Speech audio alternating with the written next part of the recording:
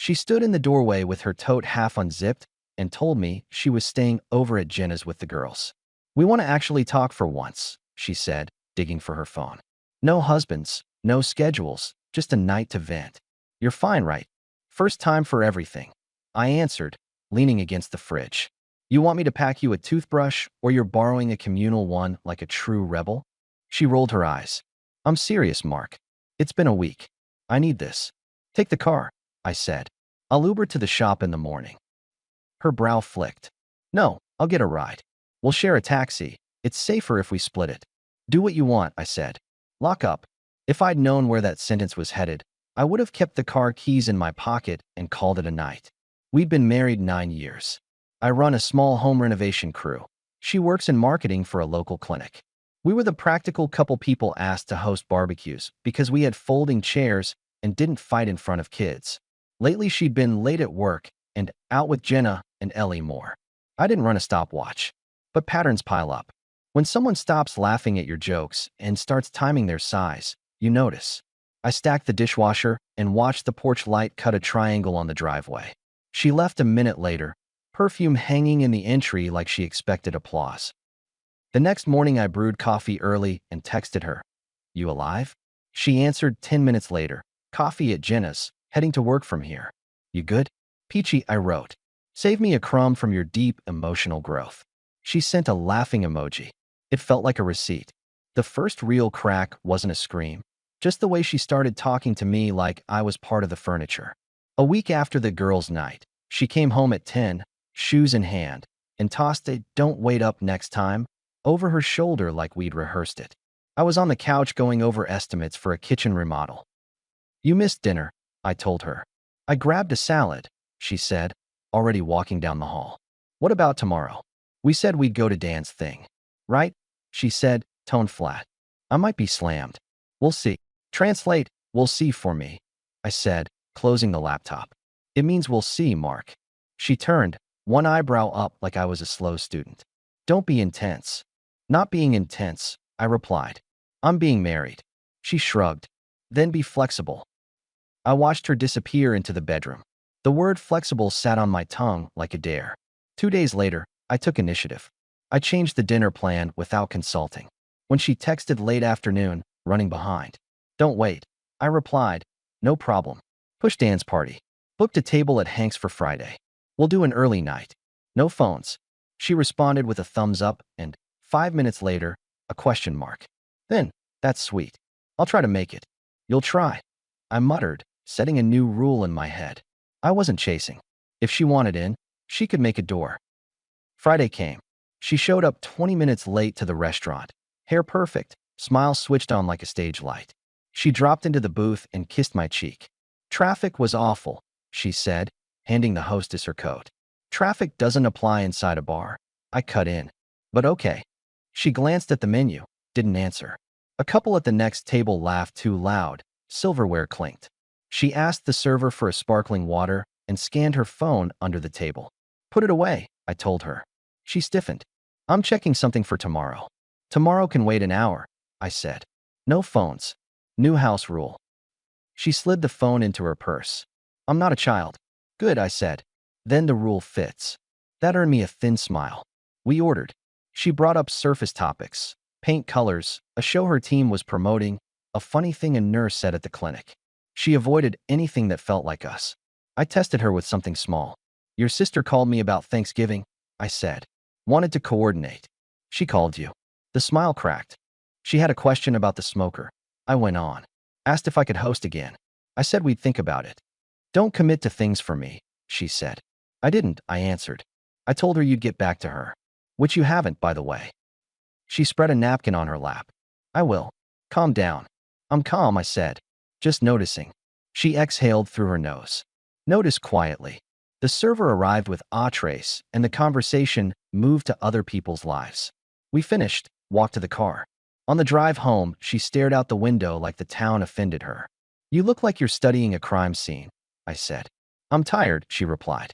That's been your headline for a month, I said. You want me to stop planning anything after 6? Say it. I want you to understand that my job isn't 9 to 5, she shot back. I understand plenty, I said. What I don't get is the attitude. If you need space, use your words. Her jaw shifted. You're smothering. I took you to dinner, I said. If that's smothering, the bar is low. Maybe the bar needs to be low to reach you, she said, almost playful, then shut her mouth like she'd gone too far. There it is, I said lightly. The mystery solved. I'm the problem. I didn't say that. You meant it. She folded into silence for the rest of the ride. When we got home, she grabbed her laptop and went to the guest room with a wave. I need to finish a deck. Finish your deck, I replied. I stayed in the kitchen and set another rule without announcing it. No more waiting with warm food. I'd cook what I ate, and she could forage like a raccoon at midnight. Sunday, she brought a new tone, teasing with an edge, like pulling threads. We were at our friends Dan and Marcy's backyard, where folding chairs and paper plates form an ecosystem. I'd made potato salad. She arrived an hour late and clinked a bottle of seltzer with Marcy. Working woman problems, she said like a punchline. Some of us aren't home by 4. Dan looked at me, then away. He's a dry guy. He hates being in the middle. Marcy hugged her, asked about the clinic. My wife launched into a story about a project lead who couldn't format a spreadsheet and threw in, Mark thinks spreadsheets reproduce on their own. I smiled. I also think clocks work. She set her seltzer down. Here we go. No, genuinely, I said. I'm impressed you can be late to a party that started whenever. A couple neighbors smirked. That kind of thing is fertilizer for a marriage if you don't deal with it. I turned the conversation out of the ditch. Dan, your fence looks good, I said. Those posts finally straightened. He grunted. Thanks. Might need you to look at the deck, though. Swing by the shop Monday, I said. I'll put you on the calendar. My wife laughed to Marcy. He's always scheduling. Even leisure. She glanced at me to see if I'd bite. I didn't. But I logged it, the public poke. Small, but deliberate. When we got home, I moved the joint account's automatic transfers. I didn't drain anything. I'm not petty. I just split savings into 2 buckets, one with my name only. It was practical, clean, invisible. I also changed the door code on the garage to a time-restricted setting. After midnight, it pings my phone. Not to spy, to know. Monday morning, I told my foreman, Ben, to take point on the Oakland job. I'll be in and out this week, I said. You sick? He asked. Just reorganizing, I said. He sucked on a toothpick. Reorganizing what? Priorities. He eyed me. That word usually means trouble. Could, I said. Or it means I'm done being flexible. Same difference. By the following Friday, she had added a new trick. Humor at my expense with her co-workers around. We were at a happy hour the clinic hosted in a downtown lounge. I don't like lounges. They sound like air filters, and the music is always 3 notches off from conversation. She introduced me to a cluster of people I'd never met. This is Mark, she announced. He builds things and thinks everything can be fixed with a hammer. One of the younger guys laughed too hard. I shook his hand. I also use levels and math, I told him. Don't let the hammer hear you. It gets jealous. The group tittered. My wife rolled her eyes. He's kidding. He's very old school. Translation, I said. I show up when I say I will. Her co-worker Ellie chirped. We need that energy in marketing. You need a calendar, I answered, then sipped my club soda. That's when I saw the new variable. She loved the audience. She turned to me with a knowing little smile. You okay? She asked, syrupy, loud enough for them all. I'm watching you perform, I said, trying to decide if I should throw a tomato. The group chuckled. She colored, a quick flash. Ellie backpedaled into shop talk, and the moment passed. I'd planted a seed. I wasn't a prop. When we left, she was quiet until the street. That was rude, she said. What was? I asked. You embarrassed me in front of my team. You opened the show, I replied. If you don't want banter, don't start. She folded her arms. You could have taken the high road. I installed the road, I said. You're welcome to use it. She looked at me like she didn't recognize the blueprint. That was phase 1 of my initiative. Stop being the permanent net she bounced jokes off. Phase 2 was time and space. I started leaving the house at 6 and getting to the shop before anyone else.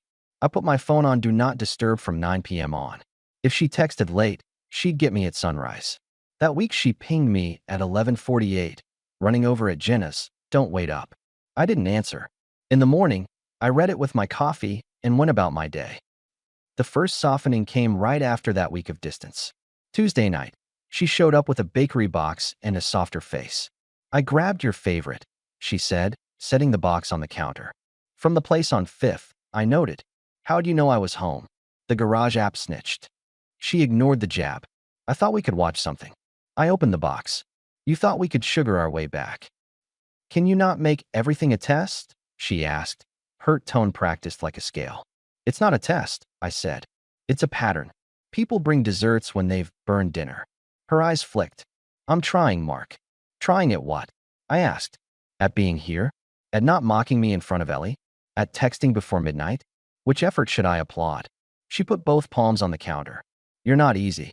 I'm not easy because I finally set rules, I said. And suddenly that's a problem. She softened further. I miss us. I miss us too, I said. That's why I shrunk the variables. Dinner at home twice a week, phones face down in a bowl, and a hard stop at 10. You in? She blinked, then nodded a touch too quickly. Okay. Good, I said. Starting tomorrow. And for 2 days, she played along. She did dishes without commentary. She put her phone in the bowl. She even asked about the deck job with Dan like she cared to hear the answer. I felt the string loosen in my chest, which tells you I still wanted this to work. That's the dangerous part. Hope makes a lousy guard dog. Thursday at 9, she checked her phone and announced, Ellie's in a bind. I might swing by for an hour. She's prepping a pitch. It's 9, I said. I know, she said. It's just tonight. The rule says no, I answered. It's work, she insisted. It's important. Why is it always important when you want to break the rule? I asked. And never important to keep it when it's mine. She grabbed her purse and tried to smile. I won't be long. Stay as long as you want, I said, moving the bowl of phones to the side. I'm going to bed. Tomorrow I'm on the early shift. If you're late, don't wake me. Use the guest room. The smile flickered. Seriously? Seriously, I said. Pick a lane. She left. Midnight ping. I didn't answer. She came in quiet and used the guest room like I told her to. In the morning, she was honey again, making eggs. Breakfast? She asked. I'm good, I said, grabbing a thermos. We'll catch up Sunday. Why Sunday? She asked. I'm booked, I said. Shop, then a round of cards with the guys. I'll be scarce. She frowned. You're punishing me. I'm building a weekend, I said. You're welcome to ask for a seat at the table. That weekend, she asked to see her sister on Saturday night. I told her take the car. I'd Uber. She declined, took a taxi. I watched her through the front window like a man casually noticing the weather. After she left, I showered, put on jeans and a gray hoodie, and called Ben. You still have that tracker phone we use for supply runs? I asked. Yeah. Mind if I borrow it tonight? He whistled low. You okay? I'm verifying a schedule, I said. He didn't press. He swung by, handed me the phone, nodded like he didn't want the details. You're the calmest I've seen a guy in your position. Emotion is expensive, I said. Information is cheaper. I ordered a rideshare and set the destination as Jenna's on the app just to see the route. Then I canceled, waited 5 minutes, ordered another, and asked the driver to follow the taxi 4 cars ahead. He was a talker. I tipped him before we got going so he'd save the commentary. You ever tail someone before? He asked. Only bad habits, I said. We moved through neighborhoods that looked the same at night. Porches lit, dogs annoyed, the occasional jogger making deals with their heart. The taxi turned downtown, then cut toward a strip of restaurants near the river. I didn't react. I watched. The taxi stopped in front of a mid-priced place with a patio. My wife got out. A man in a blazer stood from a table and waved. She walked straight to him, no searching glance, like they'd done this 6 times and fine-tuned the timing. He hugged her. She hugged back like it wasn't their first rehearsal. My driver glanced in the mirror. You want me to stop? He asked. Keep rolling, I said. Then swing around and park on the side street. I took 2 photos from the sidewalk shadow. The hug, the hand on her lower back, the whisper near her ear. Plain, not dramatic. No staging. The truth doesn't need a monologue. I sent the photos to my own email, then to a folder I'd created with a bland name. Done. Good enough? My driver asked. Good enough, I said. Home, please. On the ride back, I didn't think about the man or his blazer. I thought about my plan. Step 1, stop explaining. Step 2, create distance without fireworks. Step 3, handle the paperwork quietly. I got home, sat at the dining table, and wrote a list. Move savings to secure account. Done. Pause joint credit card for new purchases. Done.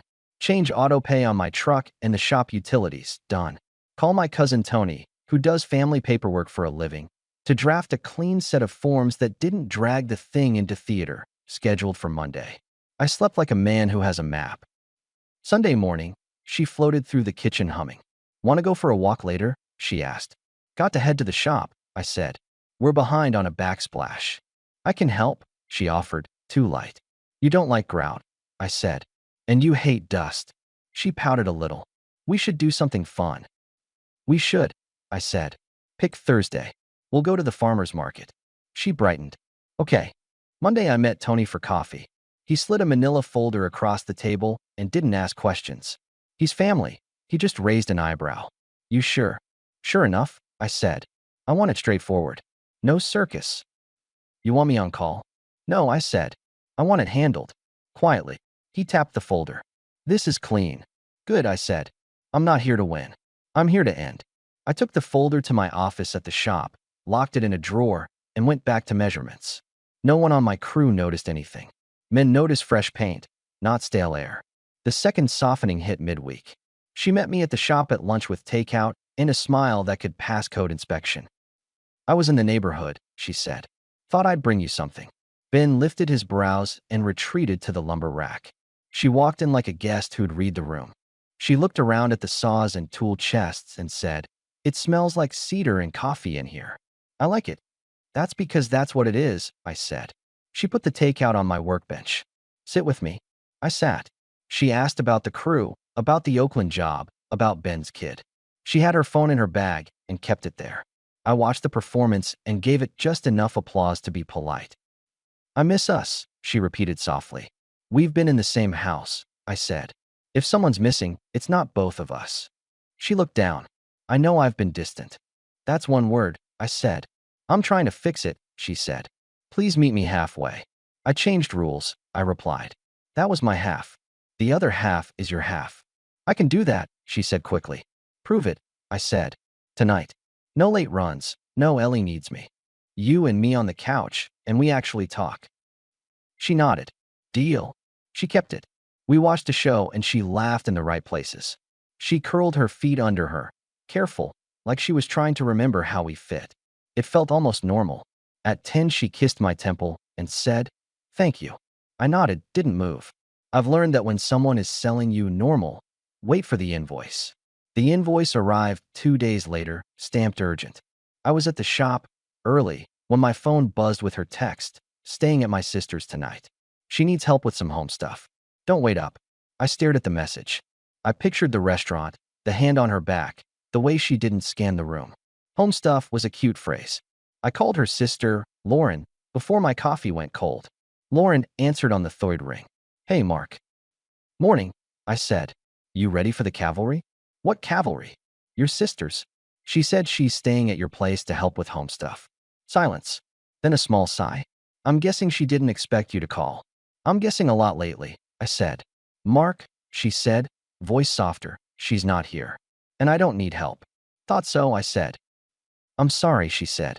I hate this. I appreciate you not lying, I said. Are you free for breakfast tomorrow? A beat. You want me to be there when she gets home? Yes, I said. I want it quiet and I want it over. Can you make it at 8? I'll be there, she said. Do you need anything? A witness, I said. And your ability to sit still. I can do both, she said. Mark, you okay? I'm fine, I said. I have a plan. I hung up and went to work like it was any Wednesday. At lunch, I opened the locked drawer, checked the manila folder, and added a new sheet. A simple inventory of what was mine before, what we bought together, and what I didn't care about. When a man has control, he doesn't need to take every lamp. He takes his dignity and the things with his initials on them. I printed 2 copies of the photos from the restaurant and tucked them in the folder, not to wave in anyone's face, just to close the loop. That night, she texted twice, running late at Lauren's, and don't wait up, kiss emoji. I replied with nothing. I slept well. At 7:45 a.m., Lauren knocked. I poured her coffee in a plain mug. She sat at the dining table with her hands around the cup and didn't make small talk. She's going to be a mess, she said. Then she gets to learn, I answered. I'll keep it clean. At 8:15, the garage pinged. The door opened, then closed. I heard keys on the entry table and a bag drop to the floor. She walked in, saw Lauren, and froze. What are you doing here?" she asked her sister. Lauren took a sip of coffee and didn't answer. I came out of the kitchen with a second mug. "You're early," I said. "How was helping your sister?" She swallowed. Before you build a story," I said. "If you want the truth to have a chance, sit down." She looked at Lauren, then at me. She sat. Her hands shook, but she kept them in her lap like she could hide the tremor. "I know," I told her. "I've known for a while. I didn't want a scene. I wanted clarity." She opened her mouth, closed it, opened it again. No sound. Lauren stared at the table. "I followed you one night." I went on, matter of fact. "I have a photo or two. Not because I enjoy photography. Because I wanted to stop guessing." Her eyes filled. She shifted her gaze to Lauren and then back to me. "I'm sorry," she whispered. "If apologies fix structure," I said, "I'd carry a bag of them to every job site." She put one hand on the table. "We can talk about this." "No," I said evenly. "We won't." She went quiet. "Since you understand where we are," I continued, "do me a favor. Grab that folder on the console and sign what's inside. It's the one useful thing you can do today." She stared at me, then stood, walked to the console, and looked down at the folder like it might burn. She brought it back, opened it, saw the photos, and pressed her lips together. "You can keep those," I said. "Add them to your future scrapbook." She nodded once, a tiny motion, and found the signature line. She didn't argue over furniture. She didn't bargain about trips or timelines. She picked up the pen and signed where it asked. Silent tears ran down her face. She didn't wipe them. She closed the folder and pushed it back to me. "I'm sorry," she said again, barely audible. I nodded. "Don't worry." She looked up, confused at the calm. "I mean it," I added, steady. "Don't worry. Worry is for people who plan ahead." Lauren set her mug down and stood. Without a word, she walked to the guest room and started gathering a duffel. My wife followed, moving like someone carrying a box labeled fragile that she should have packed months ago. I stood in the doorway and didn't supervise. They returned through the hall with a suitcase and a tote. She picked up her keys, then put them down, then picked them up again like she needed something to do with her hands. "Do you need anything else?" I asked. She shook her head. "No." "Then go with your sister," I said. "She'll get you where you need to be." She looked around our kitchen like it was an exhibit she was leaving. "Mark, don't," I said, not unkindly. "You made your choices. I made mine." She whispered one word. "Please." "Please what?" I asked. She had no answer. She carried her bag to the front door. Lauren opened it. The morning was bright. Neighbors would be out soon, walking dogs, living their unremarkable lives. She hesitated on the threshold. "Last thing," I said. She turned. "I don't hate you," I told her. "I'm just done giving you access." Her chin dipped. She went out. Lauren gave me a brief nod, respect, relief, both, and followed her to the driveway. They loaded the bags into Lauren's sedan. The engine started, backed out, and left. I shut the door. The house made a new sound, silence with integrity. If you expected me to fall apart, you haven't been listening. I'm not made of glass. I'm also not made of stone. I leaned on the counter and let the last 9 years organize themselves into a lesson. Then I got up, made a list, and started living it. First, I called Tony and told him the folder was signed. He said he'd handle the rest. Second, I texted Ben, "I'm in all week. Put me on every estimate you can." He replied with a thumbs up, and 5 minutes later, 3 addresses. Third, I took her name off the auto pay for the utilities, updated the insurance, and reset the garage code entirely. Then I went to the shop and worked until 7 because work is honest. It pays you exactly what you put in. It doesn't flirt with your patience. That first week alone, I slept hard and woke early. I said yes to a Saturday ride with my buddy Marcus. He's a paramedic who speaks in 3-word sentences and means all of them. We took a loop out of town and back, stopped for breakfast at a diner where the eggs arrive fast and the coffee is industrial. He didn't ask details. He just looked at me and said, "You good?" "I'm useful," I said. He nodded. "That counts." At the shop, I started training a new guy, a kid with decent hands and no attention span. I taught him how to measure twice, cut once, and keep his mouth shut when clients talk. In the evenings, I played cards on the back patio with a small circle of men who know the value of silence. We didn't toast to new beginnings. We dealt. We talked about busted faucets, playoff odds, and whether you can trust a neighbor who paints his house in winter. The answer is no. Word got around in our circle that I was single. I didn't post a manifesto. I didn't burn anything. I didn't perform for the internet. Lauren texted me exactly once. "Thank you for keeping it clean." I replied, "Thank you for showing up." She left it there. As for my ex, she didn't contest anything. She moved into a rental across town. I heard from a mutual friend that the man from the restaurant was less reliable than his blazer looked. Shocking. She messaged me once, just wanted to say I'm sorry again, and I didn't answer. Not out of spite. Out of completion. The house is mine now in the way a space becomes yours when you hold your line. I kept the dining table and replaced the couch. I bought a used pickup for the crew and a heavy bag for the garage. Sundays, I drive to the river and walk the path with a coffee. Sometimes a woman with a golden retriever falls into step beside me, and we talk about nothing for a mile. If that turns into something, it will be because we both respect the rules, not because one of us needs a net. Do I still hurt? Some mornings, yes. It shows up when I find one of her hair ties in a drawer or see a receipt with her handwriting, and remember, I used to love the loop on her G's. Pain is part of the bill. But I'm glad I followed that taxi.